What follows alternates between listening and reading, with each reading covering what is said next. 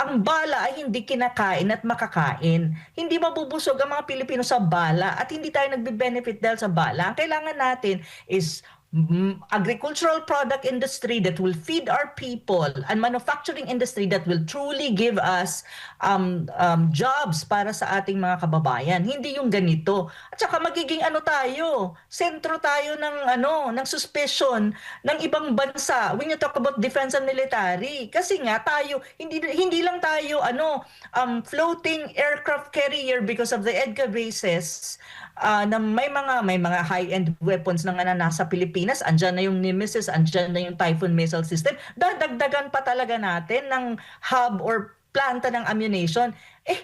Ano ba ang ano ba ang tingin ng mga Amerikano sa Pilipinas? At ano ba ang tingin ng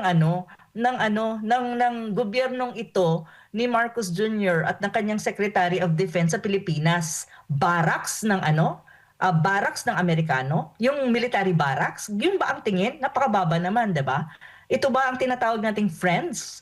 Ito ba yung tinatawag nating ally? How they looked at us is really, degrading manner. So why do we have to have an ally na hindi man tayo nire-respeto at tinitignan na in equal terms with them? Kasi gagawin tayong factory ng planta yan eh. So ibig sabihin factory ka ng ammunition.